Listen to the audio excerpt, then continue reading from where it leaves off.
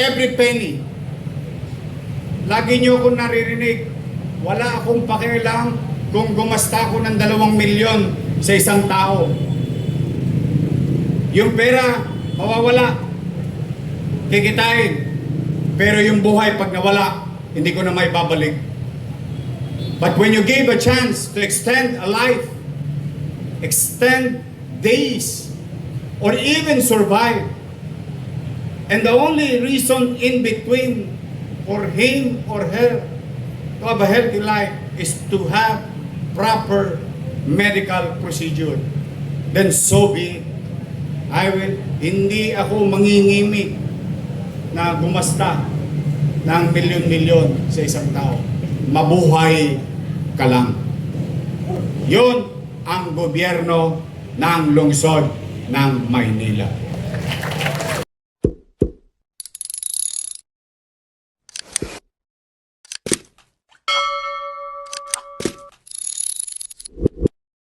Moreno Dumagoso. Ang ating ikalawang punong lungsod, Vice Mayor Angela Lei Chi Atienza.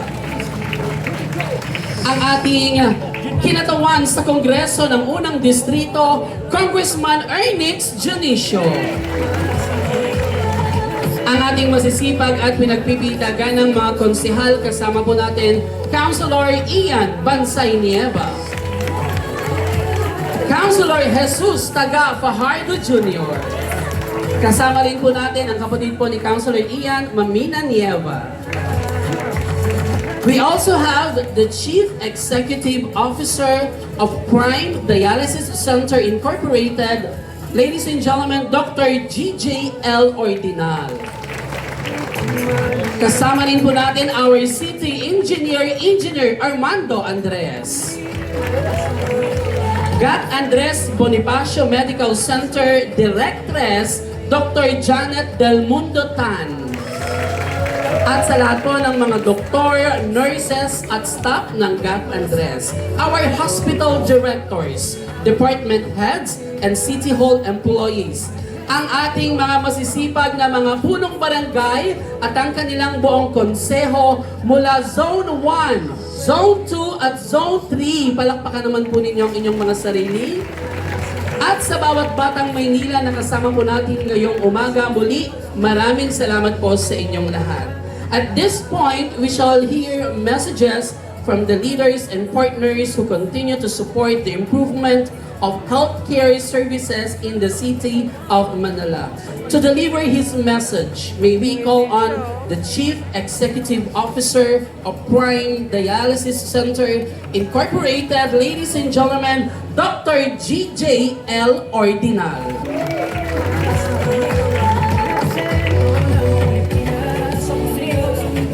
Magandang umaga po sa inyong lahat.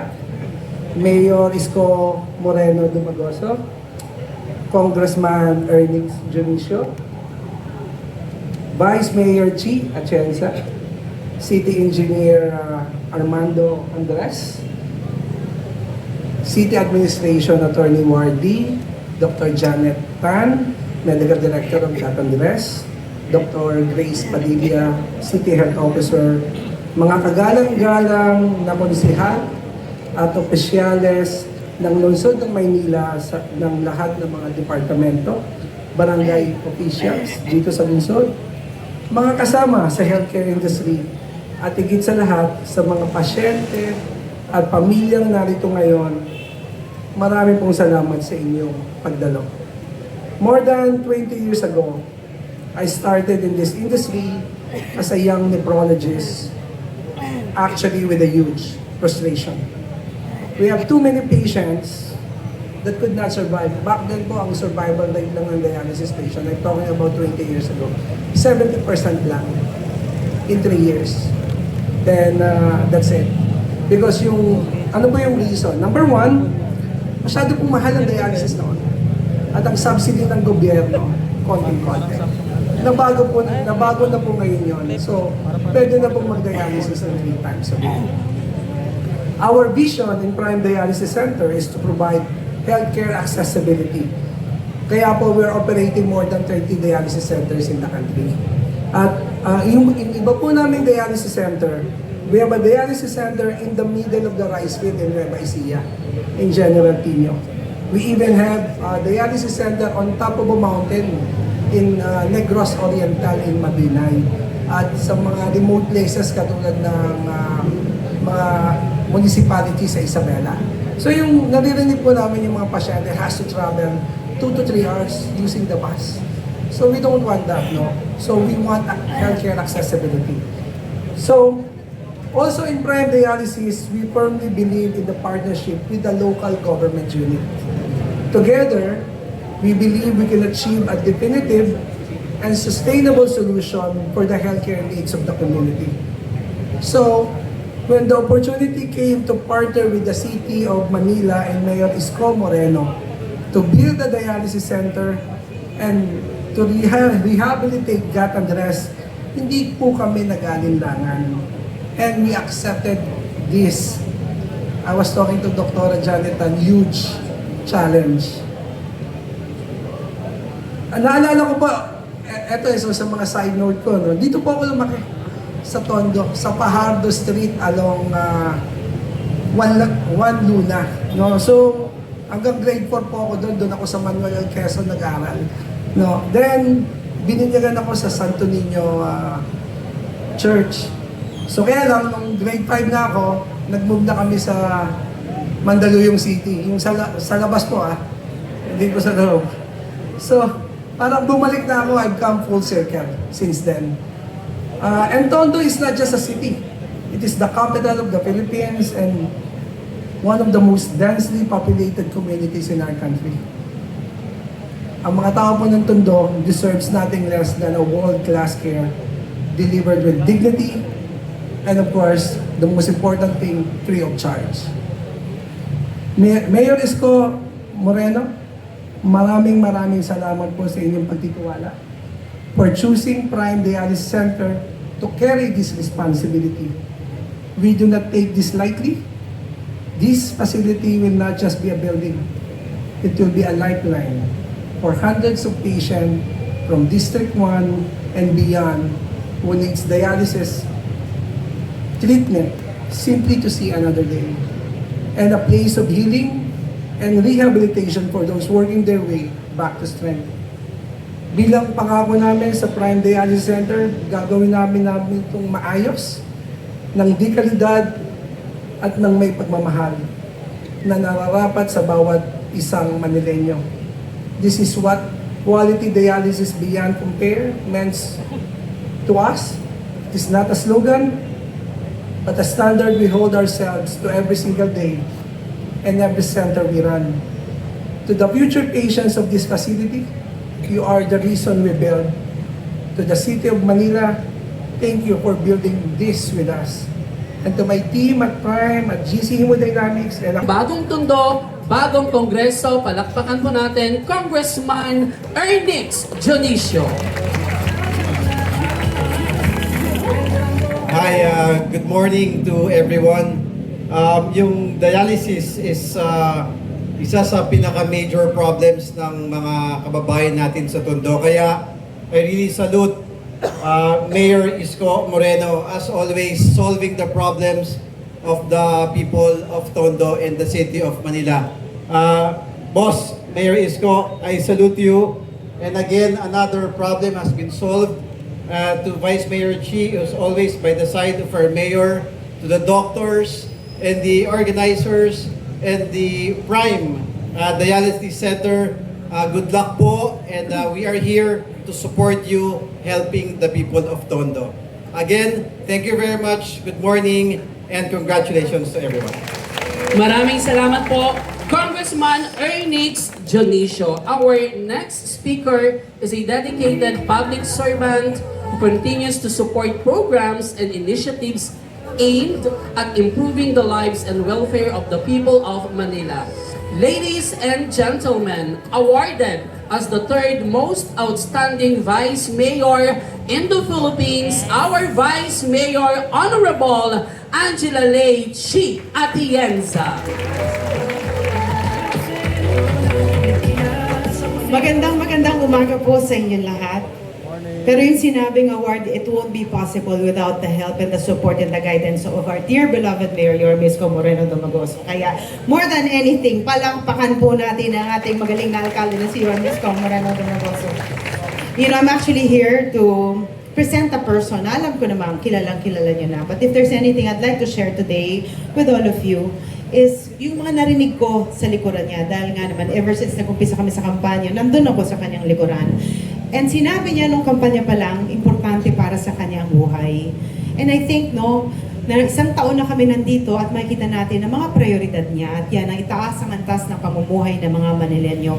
And with that, inaayos niya ang marami sa mga dialysis centers na meron tayo dito sa Maynila dahil alam naman natin na nakadepende ang marami sa mga dialysis patients na madialysis sila 2 to 3 times a week na pag yun ay hindi magawa, alam natin, hindi nila kakayanin ang pagsubok na yan.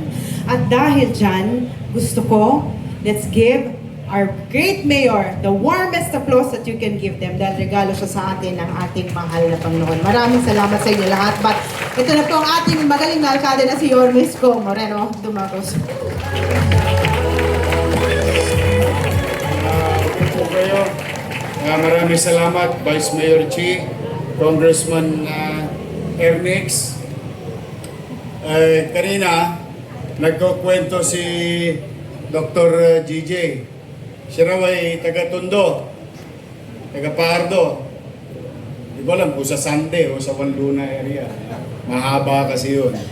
But yung area mo na yun, there is a school there, what you call Corazon de Jesus. Ang floor nun, kahoy. At kasing edad ni Andres.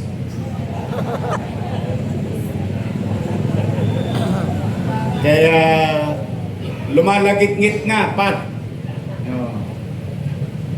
And I would like to inform sa aking mga kapitbahay sa Tondo. Nakita niyo naman yung almaryo. O yun ang gagawin natin sa Corazon na Jesus. Malapit sa iyo yun. At nagkukwento siya, dito raw siya pinanganak. Gusto ko paalam sa inyo, doon po sa dulo, kakanan kayo. Dati mayroon doon beer, Big AA. Kakanan ka, may Modest Bakery. Sa tapat ng Modest Bakery, may kalsada, papunta pabalik rito sa Tahimik. Meron doon maisan. Doon kami natira nung araw. Ayun. Bago ko natira roon, dito muna sa Parola. Nung wala pa yung MIP or ICTSI, mas kilalang ICTSI. Tapos, pag summer, kakanan ka rito sa gilid.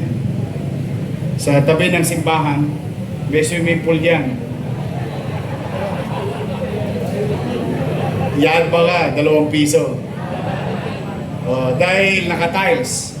Pero pag diniretso mo pa yan ng konti, bago dumating ng rekto, doon sa gawa ng paper mache. May mga karinderya ron. Piso lang ang swimming pool doon. Tapos ito, nung araw, ito ay model community.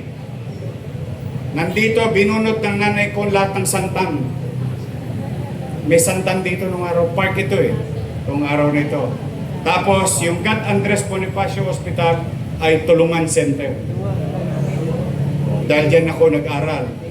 Shoutout sa teacher ko mataba na namamalo ng Kamay. alam niyo yung itim na lapis nung araw? Yung malaki? Malaki pa naman. Hindi, Mongol payat yun Yung itim. Malaki. Meron yung itim. Mataba yun. Pag tumama yun sa buto mo, masakit. But I love that teacher. So dito ako nag-kinder. Tapos, ayun na. Sa Ateneo na ako nag-aral ng elementary.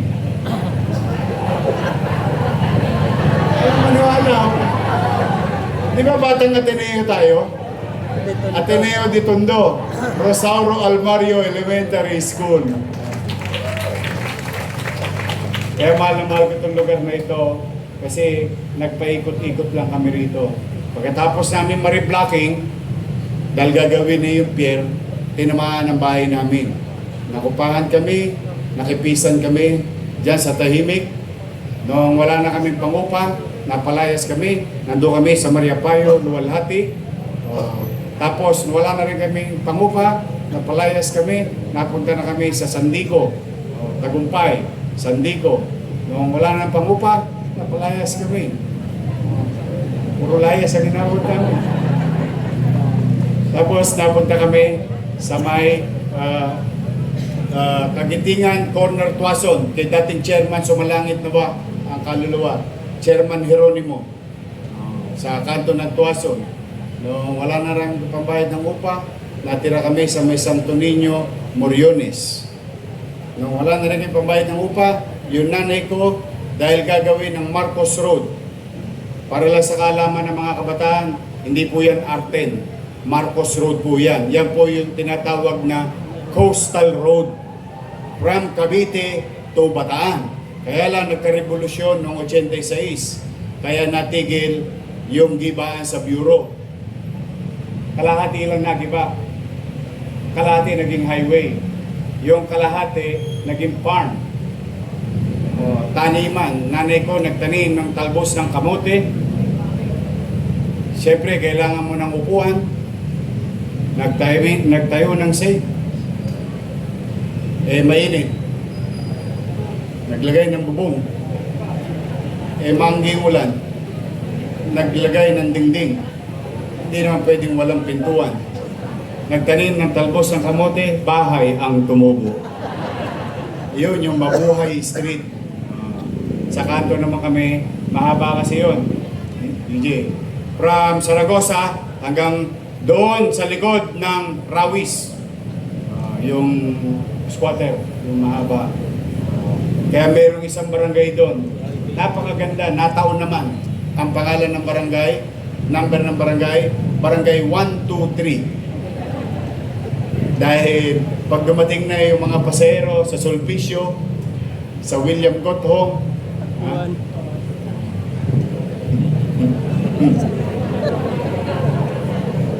para silang kumikinang-kinang sa mga mata ng mga tulongges sa 123 nung araw. Taxi, taxi, taxi. Yung pala sa Lisi. These are the community where I grew up. Si estimates, nung wala pa yan, yung nasa harapan na yan. Nung wala pa yan, yung mga bahay na yan. Klase yan, basketball court yan eh. Ito yung Bliss. Yung kaklase ko si estimates. Pag wala akong baon, sa Almario, pinapakain ako noon ni estimates. Kaya dito umikot yung pagkabalahibong pusa ko. Nung nagpinatilyo na ako, doon na ako sa Moriones area. So I literally grew up in there. Marami nang nawala. Wala na rin si Bigay. Si Modest na lang yata natitira rito. Sa lumang panahon. Saka yung ating pila ng jeep. Diyan sa kanto. Kasi hindi pa ako tao, pila na ng jeep yan nung araw pa. So anyway, good morning! Good morning! Session na kayo, nag-throwback lang ako. Totoo po, ngayon ay nagpapasalamat ako sa Diyos, bagamat tukod na tukod tayo sa mga gastusin, hindi naman tayo titigil na patuloy na mamuhunan. And as you all know, I've been driving the city towards a particular journey addressing MBN. Minimum basic needs. And that is housing, education, healthcare, and jobs. Doon lang. Doon lang iikot ang malaking porsyento na limited na resources natin. Tugunan itong mga pangunahing pangangailangan ng tao. At anumang liit na meron tayo, malaking portion yan, dyan ko ilalaan. Yung ating mga greening areas, aliwalas, tawag natin dyan, Ajinomoto, no? Pampasarap sa ulam. Ngunit yung mga rekadong tunay na sa tingin ko ay makapagpapataas ng antas ng pamumuhay ng tao. Because yun ang pamumuhay na meron ako nung araw. At yun ang mga pangangailangang inaasahan ko sa ating pamahalaan. Mahirap maging squatter, DJ. Nakita mo, sa kwento ko pa lang sa upa, nakailan na ako. Marami-rami na. Oo. Hanggang sa natagpuan namin yung aming malaking lupain. Kaso stakeholder kami dun. Nung lupain na yun, sa mabuhay.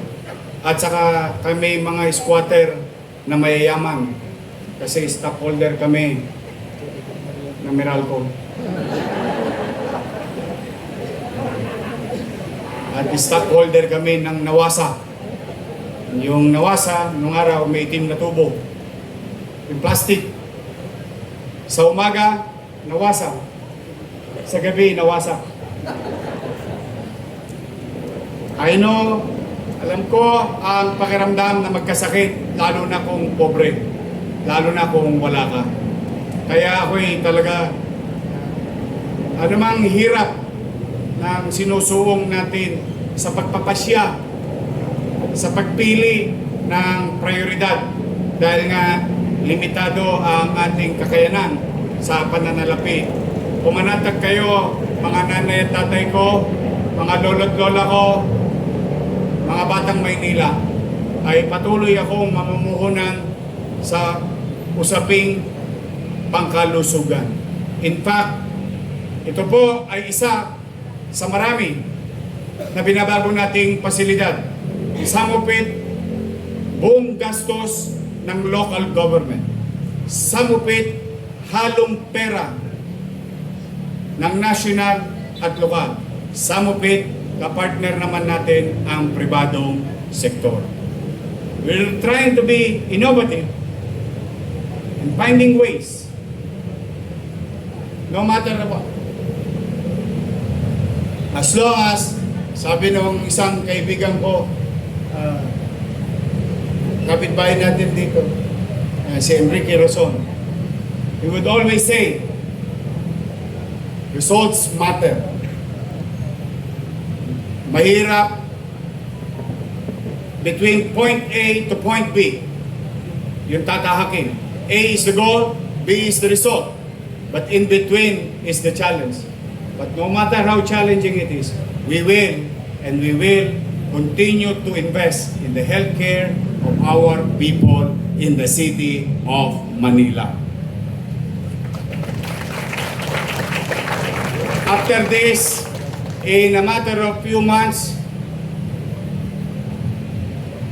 Posadas,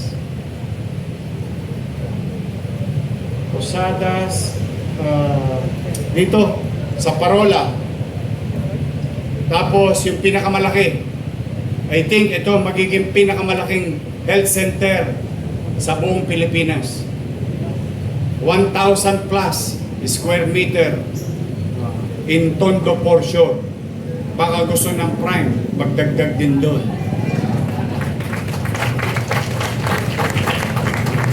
Posadas, Tondo portion, Parola, Austin. We're already sa chopping na lang.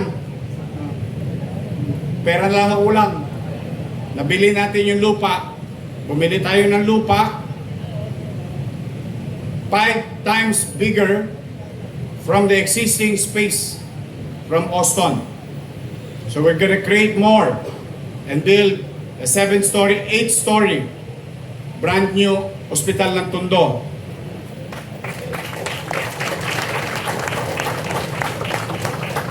Pagkayari nun, tiklop na ang araw nila. Babalik na ako sa GAT. Yung GAT mukhang nabubulok na eh.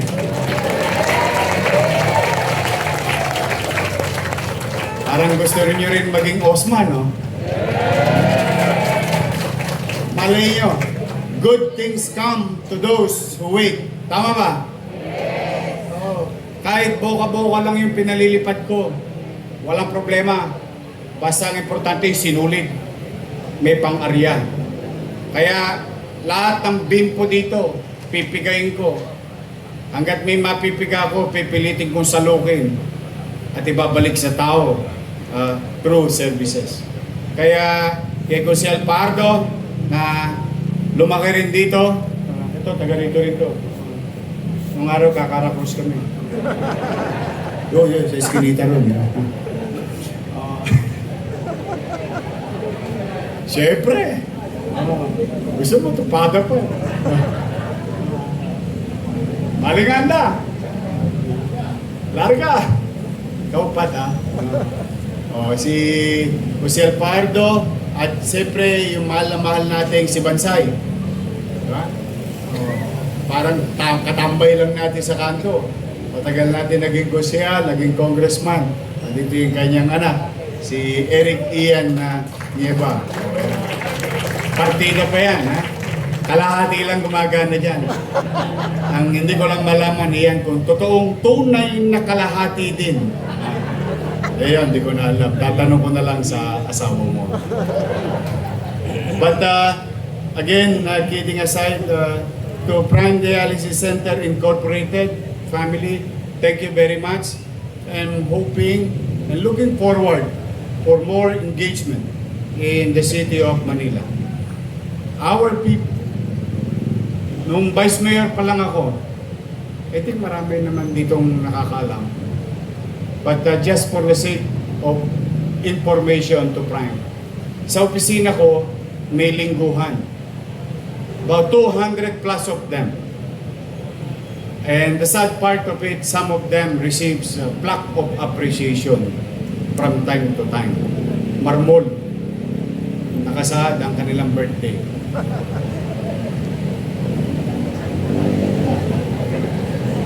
Gusto mo marmol, Pat? Yun ang part na nalulungkot ako pag nababawasan sila. Because they miss the treatment. Walang pera.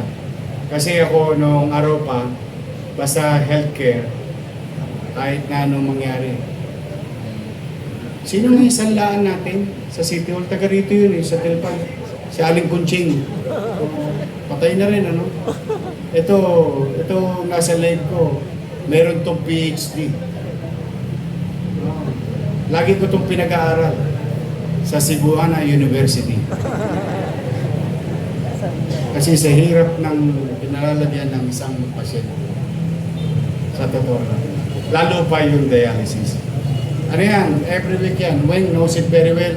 I think some of the chairman here, nakikita nila yung haba ng pila sa opisina. That's why, nung first mayor ko, we built something in Santa Ana Hospital. Ito, dinagdagan namin yung OSMA and so on and so forth. But this time, it is ripe for renovation as a matter of respect to Mayor Alfredo S. Lim. Noong time namin ni Mayor Lim na itatag itong building na ito at na-convert na nga ito as a dialysis center. So in his memory, and naipangalan to sa kanyang lola, no? Itong building na ito. Kami naman ngayon ay we are really trying to modernize, equip, and make it more, alam mo yung delightful facility. Huwag yung may malang, yung may magawa lang, may masabi lang. We always wanted the best for our people. As like what Magsaysay said, those who have less in life must have more in law. I hope tama yung grammar ko. Pero kami lang nakakaintindihan dito. Dito, pag lumamang ka na ng English, medyo maganda na dating. Kasi nung araw, naalala ko yung mga Mormons ba yun? Hey Joe, give me one pack, Joe. Dami dito Mormons, DJ. But, again, mga kababayan, basta, we will. Lagi tayong mamumuhunan sa pangkalusugan ng ating mga kababayan. In fact, as you all know about the Kaagapay program, lalong lumalawak. Meron tayong physical and through the help of our medical frontliners. Tayo nga lahat ng mga tagagat. Papalakpakan natin sila. Mga kababayan, Hindi sila perfectong organisasyon like ours. Sometimes we may have some shortcomings, but it's not easy really doing our job in the public service, especially in the healthcare.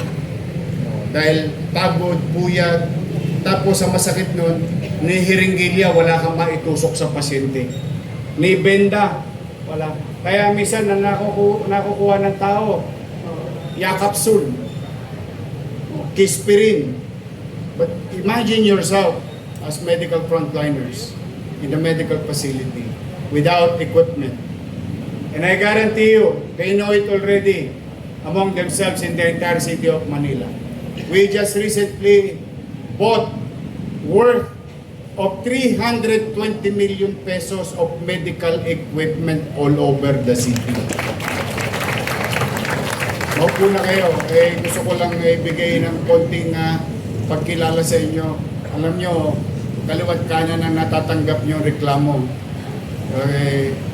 Talagang ganun eh. We are not a perfect organization. But it doesn't mean they're always correct. It's just that they don't understand. And the best way we can do, as public servant, katulad ng laging hinihingi ko sa iba. Alam niyo, minsan, kami mga pobreng may sakit. Kahit na anong sakit na nararamdaman namin, ngumiti lang kayo, magaling na kami. Sa totoo lang, tanungin niyo yung mga matatanda, kapag maliwalas ang pakitungo sa'yo, hindi ka pa ginagamot, gumagaan ng pakiramdam. Kaya matatawa kayo pamisa-misan pagka hinihiling ko kayo yung ngumiti, sapagkat I'm telling you, based on my experience, kapag ka malambing yung nurse, very may malambing na, maganda pa. Paano naman di ka titigas? Titigas ang loob mo. Naharapin yung pagsubok na dinaranas mo dahil alagang parlor ka, sa ngiti pa lang, magaling ka na. Oo. Alam nyo, binibiro-biro ko yan, pero there is half truth on it. And I think the doctors knows it very well as part of your studies on how you approach our patient. So, yun lang naman, wala pa ako bang hinihingi. Magkakabiya ka na ulit. Di ba, Enero, Pebrero, Marso. Kung yung mga senior ko naglulubi-lubi, yung aking mga medical frontliners, lubi-lubi din yan. Medyo malaki-laki na rin yung ipon ko. Malay ninyo. Sabi ko nga, good things come to those who wait. Kaya sa inyo, sa agad, sayang naman. Sayang. Pakitunguhan natin yung ating mga kababayang may sakit. Ang isang taong may sakit, walang katwirang maiintindihan. Ayan, inaano ko na sa inyo ha. Kasi may sakit eh. Ang nararamdaman niya, there is a threat in my life. Kaya kahit anong paliwanag natin, kumisan, hindi talaga nila maunawa until humupa ng alikabok. Tsaka lang nila maiisip, tama si doktor, tama si nurse. Pero at the time, at the incident, while engaging our patients into pain, wala talaga. Kaya tayo naman, na tumutugon, mano ba namang pakitunguhan na lang natin ng mayos. Sa yakapsul pa lang, gagaling na yan. Sa himas at tapik pa lang. There is this such feeling. I don't know, I cannot explain it. I don't know if there's science on it. But there is feeling, pakiramdam ng tao, mahal ako ng nurse ko, mahal ako ng doktor ko. Kaya muli, pumanatag naman kayo, yung mga pasilidad ninyo na nangadugyot, ay unti-unti ko namang minomodernize. At yung mga sinara ng mga health center, kita nyo naman, pinagbubuksan ko. At magaganda pa. Nakita nyo yung Gat Andres, yung Baseco Hospital? Nakapasyal na ba kayo? Naku, pasyalan ninyo. Hindi nyo iisipin na may ganong uri ng pampublikong ospital sa gitna ng squatter area. Why? Because I want them to have the best. Di baling squatter tayo, hindi kailangan tayo maging dugyot. Di baling squatter tayo, hindi natin kailangan para lang tayong tinalikdan na ng pamahalaan. No. When we put facilities there, tingnan nyo yung squatter do sa Valderrama. Do sa pagbaba ng Delpan. Tulay, Valderrama. Yung sa mga madre, naalala yung may chicha doon pag pipila ka, di ba? Birayin ninyo, isang bloke na wala, squatter. O ngayon, tumatayo na naman. Binondominium 2. Another set of squatters. So, ang point ko is that we will continue. Yung pera ng taong bayan na tangan-tangan natin, ibabalik natin lagi sa tao through services. Kaya, I will do my best. Even accessing national government, private sectors, for that matter, for you to have a better facility and to equip our medical facilities in the primary and to our institution. We are the only city in the country, and I want you to be proud of it, mga Batang Maynila, who has its own 7 public hospital. Tayo lang.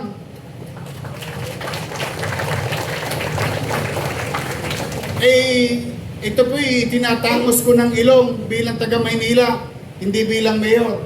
Bakit? Mayaman yung ibang syudad dyan. Bilyon-bilyon. Tingnan niyo kung may ospital silang sarili. Marami silang pera sa bangko. Tayo walang pera. Pag tayo kinukutya, kasi magaling daw yung nagtatabi ng pera, hindi naman ako naniniwala. Hindi naman ang pera para ilagay sa bangko. Ang pera ng taong bayan, tatangananan mo, gagastahin mo ng maayos at epesyente through services. Tama, mali? Tama. Hindi naman yung bangko na patutubuan mong parang kabuti sa inyong libreta. But I just want you to be proud because it's hard. It's really hard to maintain a hospital. It is hard to maintain a hospital and to spend billions of peso. Billions of peso. Pero it is worth it. Worth every penny. Lagi niyo akong naririnig, wala akong pakialam kung gumasta ako ng 2 milyon sa isang tao. Yung pera, mawawala. Kikitain. Pero yung buhay pag nawala, hindi ko na may babalik. But when you give a chance to extend a life, extend days, or even survive, and the only reason in between for him or her to have a healthy life is to have proper medical procedure, then so be it. Hindi ako mangingimik na gumasta ng milyon-milyon sa isang tao.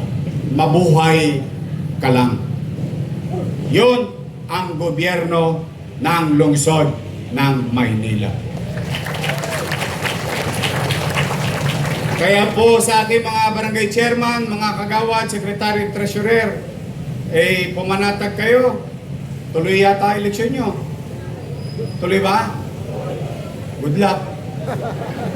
Pumanatag kayo sapagkat alam ko naman na kayo din ay dilalapitan ng inyong mga kapitbahay.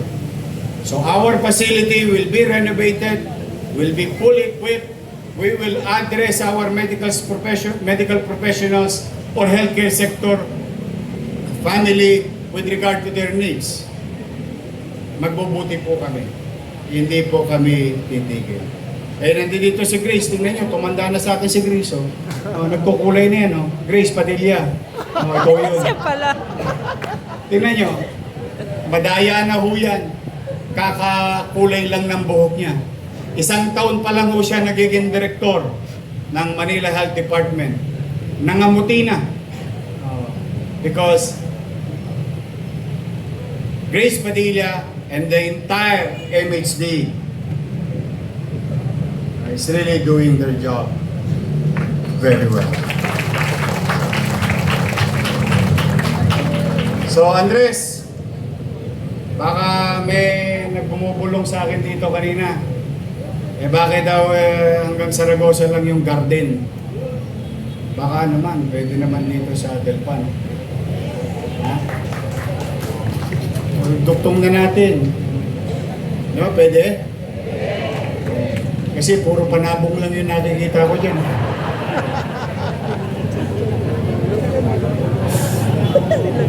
Ha?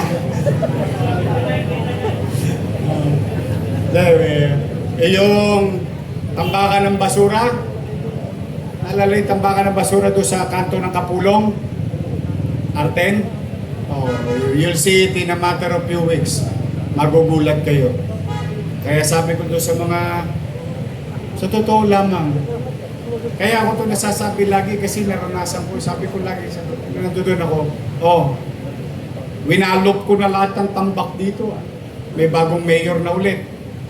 Kung nung araw hindi kayo pinagmamalasakitan, natambakan lang kayo ng basura, saan ka nakakita? Squatter ka na sa labas ng bahay mo, tambakan pa ng basura. Di ba?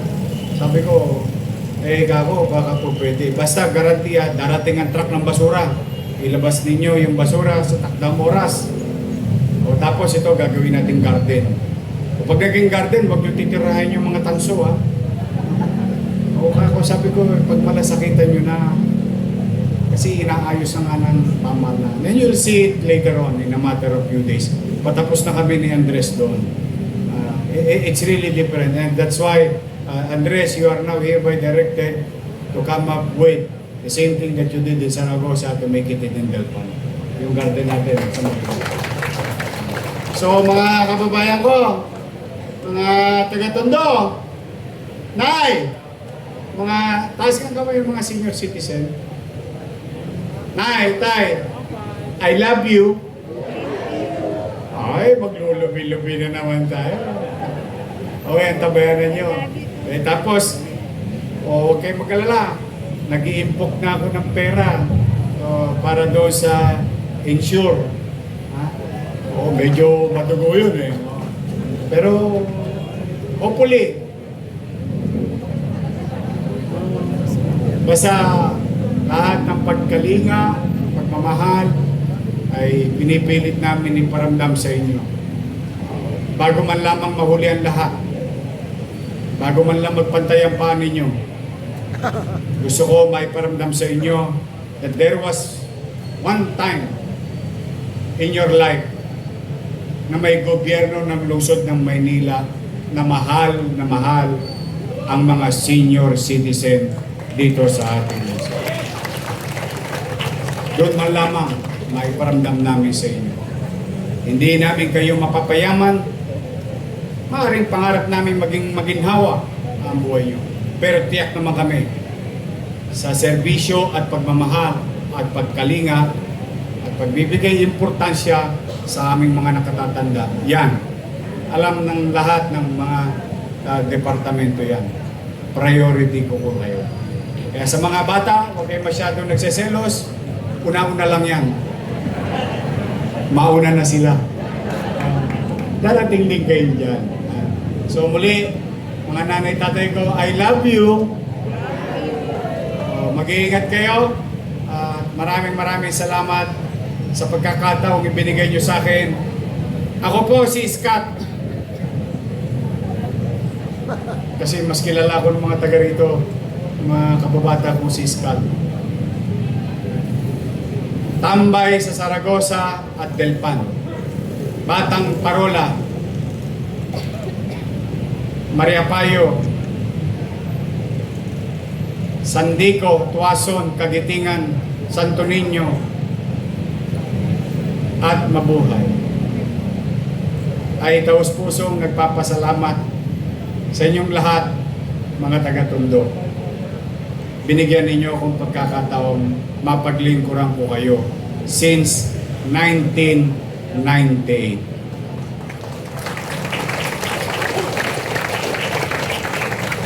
I hope hindi ko kayo napapahiya. At kung di man, pumanatag kayo. Pipilitin ko laging magbuti. Pipilitin ko laging magbuti nang hindi naman masayang yung pagkakataong ibinigay niyo sa akin mga taga-Tondo. Dahil sa inyo, dahil dito sa sinimulan ko na lugar at distrito, ito ako ngayon. One, I am nothing without God. Two, I am nothing without you. I owe it to you. Utang ko sa inyo ang lahat ng ito. Kaya ang sukli ko at interest nyo o yung tubo na pwede nyo makamit sa akin ay pipilitin ko maging mabuti lagi araw-araw habang ako ang nasa City Hall ng Maynila. Mag-iingat kayo at pagpalain nawa kayo ng buong Manila! God first. Thank you.